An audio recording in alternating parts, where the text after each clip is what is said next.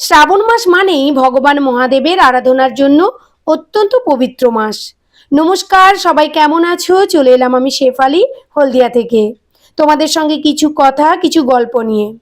গতকাল ছিল শ্রাবণ মাসের শেষ সোমবার, তাছাড়া গতকাল ছিল নাগপঞ্চমীও। আবার কেউ কেউ বলছে আজও নাকি নাগপঞ্চমী।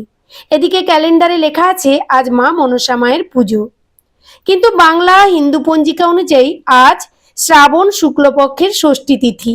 আসলে এখনকার দিনের পুজোর তিথিগুলো একটু অন্যরকম ভাবে পড়ে। অনেক সময় দেখা যায় আগের দিনের দুপুর থেকে তিথি শুরু হচ্ছে, তার পরের দিন পর্যন্ত থাকছে। আমরা ছোটবেলায় যেভাবে একটা নির্দিষ্ট দিনে পুজো করতাম, এখন অনেক ক্ষেত্রেই সেই হিসেবটা একটু বদলে গেছে। আসলে পঞ্জিকা অনুযায়ী তিথির সময়টাই মূল বিষয়। তাই পুজো করার আগে নিজের এলাকার পঞ্জিকা দেখে নেওয়াটাই সবচেয়ে ভালো।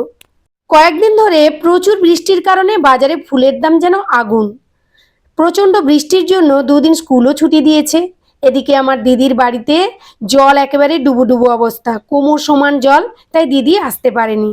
তাই গতকাল দিনটা আমাকে একা হাতে সব কিছু সামলাতে হয়েছিল।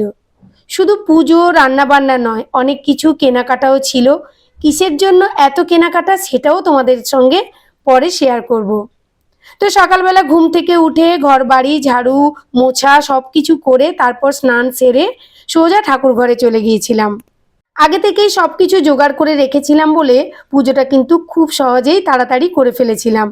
কেননা একা হাতেই যেহেতু বাড়ির সমস্ত কিছুই করতে হবে, তাছাড়া আমি না খেলেও চলবে, কিন্তু বাড়ির বাকি সদস্যদেরকে তো খেতে দিতে হবে। আমি না হলে উপোস করে কাটিয়ে দিলাম, কিন্তু ওদের তো টিফিন চাই, দুপুরের খাবার চাই। তবে আমি এখন সারা দিন উপোস থাকতে পারি না, থাকিও না। কেননা পরপর আমাদের শরীরের দিকের কথাটাও তো ভাবতে হবে। বয়স তো কমছে না, বাড়ছে। তাই শুধু ভগবান ঠাকুর ঠাকুর করে নিজের শরীরকে তো অবহেলা করলে চলবে না।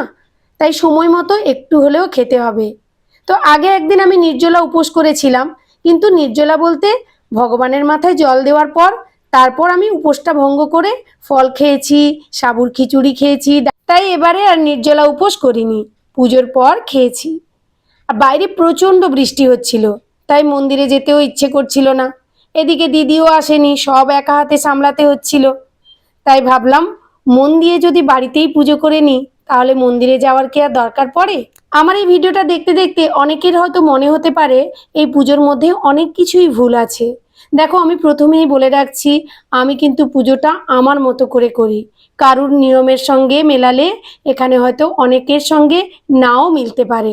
তাই বলবো যদি কিছু ভুল হয়ে থাকে অবশ্যই ক্ষমা দৃষ্টিতে দেখো। শুধু বলবো অন্ধবিশ্বাস নয়, অন্ধ কুসংস্কার নয়, মন যেটা চাইছে সেটাই করবে, তাহলেই দেখবে তুমি অনেক ভালো থাকবে।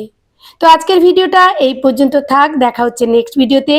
সবাই ভালো থেকো, সুস্থ থেকো। আজকের মতো টাটা।